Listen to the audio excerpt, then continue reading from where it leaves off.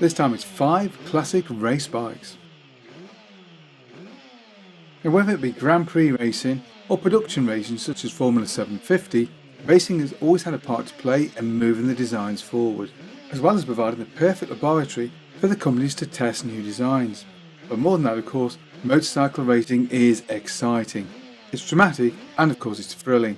So here are 5 classic racing bikes from the past.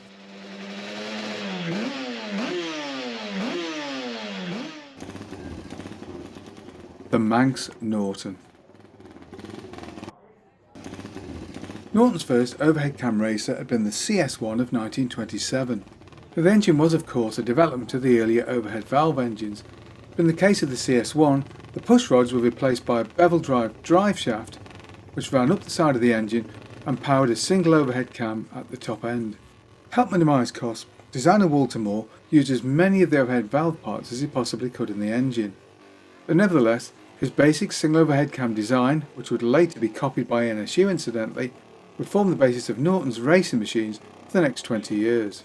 Now the work CS1 would later be developed into the perhaps even more famous International model. Introduced in 1931, this could be seen, at least in road form, as a sort of race replica, but it was also used extensively and with some great success as an over-the-counter racer during the 1930s. And in fact the road-going version of the bike remained in production all the way through until 1958. 1947 would see the introduction of the Manx model. This used the same bevel drive but was now powering double overhead cams at the top, with twin valves operated by hairpin springs. The Manx was available in both 500 and 350cc forms, with the 1947 500 running what was a relatively long stroke for the period, with a bore and stroke of 79.62 by 100. And peak power for the early motor over the counter was around 47 horsepower at 6,500 rpm, or 35 horsepower for the 350. Now although the Manx is generally regarded as a post-war model, which indeed it was in terms of a customer model, a dual overhead cam works engine had been in development during the 1937 and 38 race seasons. The early pre-war models made use of a plunger suspension frame, often nicknamed the Garden Gate. This frame would remain in use in the post-war era also, before being replaced in 1950, when the works bikes first made use of the mechanismless featherbed frame. This low-slung, rigid frame would hand the Manx a significant handling advantage over the Italian multis, and allow Norton to remain at the front of the grid for a few more seasons. And to aid things still further, the engine was completely redesigned with more extensive finning and revised bore and stroke dimensions to an almost square 86 by 85.6. This would help the engine rev that little bit higher, raising peak power to just over 50 horsepower at 6,500 rpm. By 1954, Norton were trying to develop a horizontally based single, rather like a Motor Guzzi. They also were toying the idea of a 4-cylinder bike, but the project went nowhere as Norton began to run short of finances, and at the end of the 1954 season they withdrew the works team from Grand Prix racing, although would continue to support clubman racers and of course privateers in Grand Prix. From that point on, the Manx became the backbone of Grand Prix racing, with literally dozens of the bikes filling grids around the world, with riders desperate to keep pace with the MV multis during the 1960s. But there would indeed be the odd victory, from Mike Hailwood's famous TT win to Godfrey Nash of the 1969 Yugoslav Grand Prix, Norton's final 500cc Grand Prix victory. And indeed the Manx would be campaigned successfully at the Bol d'Or right up until 1971. But by that time, over-the-counter two-stroke Grand Prix bikes were beginning to appear from the Japanese, so the game was well and truly up for the Norton Manx. Not bad for a machine which had last been produced at Bracebridge Street at least in 1963.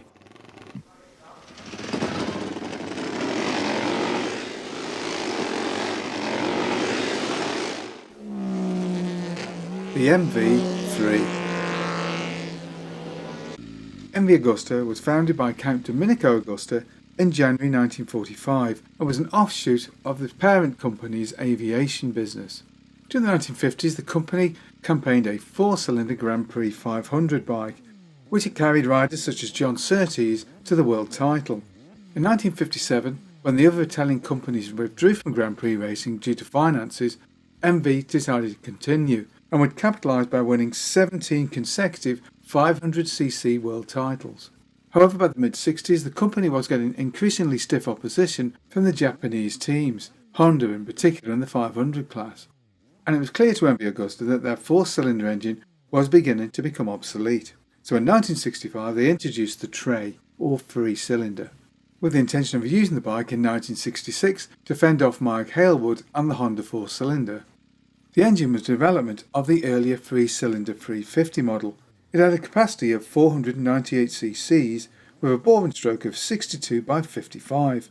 Compression ratio was a very heady 11:1, and the bike made an eye-watering 84 horsepower at 13,500 rpm. Although in truth that was only by 1967. In 66 the engine was just a 420cc motor, being essentially a stretched 350. But this was still enough to take the world title. And despite famously losing the TT to Halewood in 1967, they would again win the world title, and would continue to do so until the bike was replaced in 1973.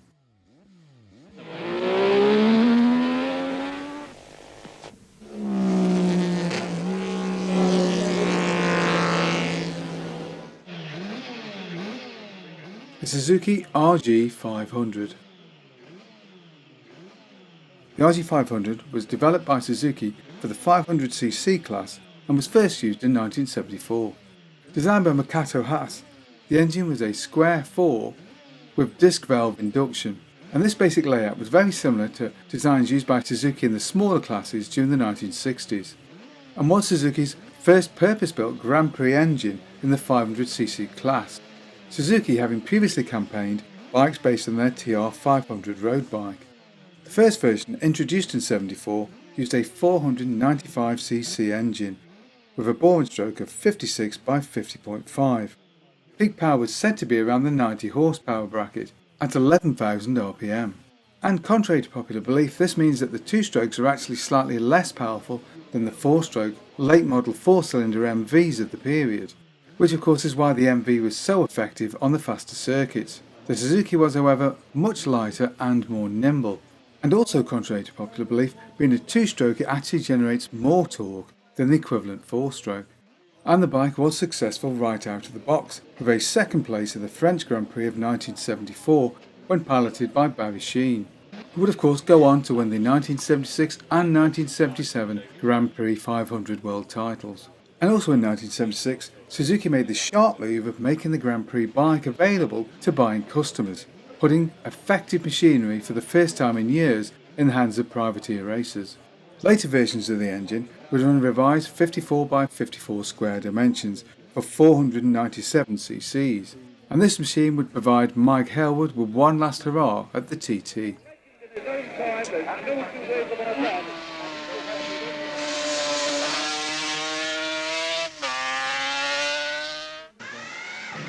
The Honda NSR 500.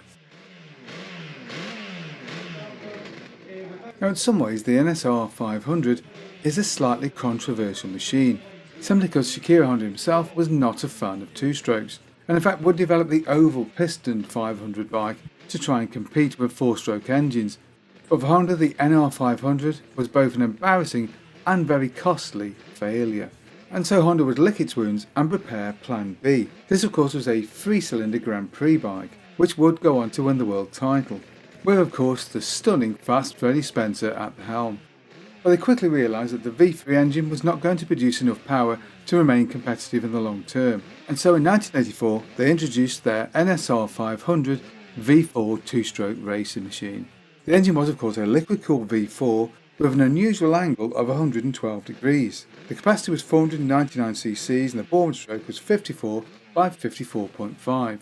And unlike its Japanese opposition, it ran a single crankshaft. Peak power on late models was as high as 185 horsepower.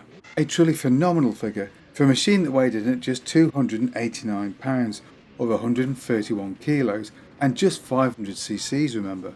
In Grand Prix the bike would be developed through a number of series, including the Big Bang engine, which used closely packed combustion cycles with all cylinders firing between 65 and 70 degrees on the rotation of that single crankshaft to effectively enhance the machine's traction and therefore acceleration off the corners. But whichever spec, the NSR is the most successful single Grand Prix bike of all time, and the Augusta of course using different engines of 3 and 4 cylinders to win their various Grand Prix titles.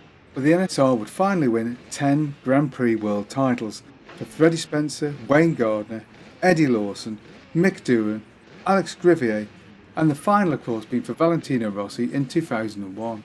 And of course the bike would boast more than 100 individual Grand Prix wins. But there would also be success outside the Grand Prix paddock, with Joey Dunlop having some of his greatest successes as a works Honda rider.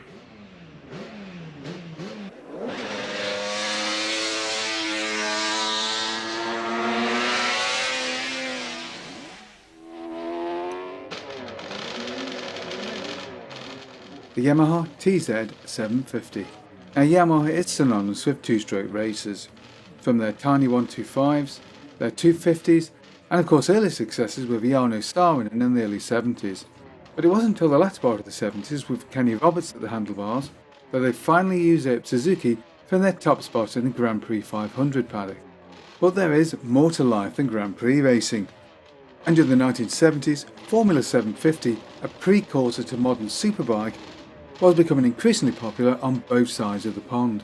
And so with early successes for Triumph BSA and Honda, Yamaha decided it wanted a piece of the action, so in 1974 they introduced the TZ. Now the TZ is a little unusual in that it's an across-the-frame 4-cylinder 2-stroke. The engine is actually based on the TZ 350 engine, which was a parallel twin 2-stroke made available for privateers. The TZ 750 used a 747cc inline-4 2-stroke engine with a boring stroke of 64.4 by 54. Power was rated at 120 horsepower at 10,500 RPM. And the 750 weighed in at just 152 kilos or 335 pounds. Not surprising, the bike was, to put it mildly, a bit of a weapon, and would win the Daytona 200 every year between 1974 and 1983. And Yamaha did not rest on their laurels. They continuously developed the bike over the years. It went from 1974 with 694 cc's and 89 horsepower at 10,500 RPM with 157 kg dry weight to the 1979 version with 747 cc's and its 120 horsepower peak at 11,000 RPM was along just 152 kilos. And it was one of these machines which carried Joey Dunlop to victory in the TT course in 1980 at a new race record speed of 115.22 miles an hour. However, the popularity of the Formula 750 class did begin to fade during the late 70s, and this would later be replaced by the more production-based superbike class, with increasingly evolved and more sophisticated 4-stroke engines gradually consigning these big 2-stroke multis to the pages of history.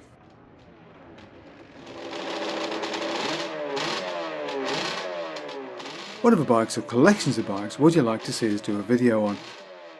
Maybe you've got a bike we can use for a test ride. Either way, get in touch below. If you enjoyed that video, please like and subscribe, and of course, thank you very much for watching.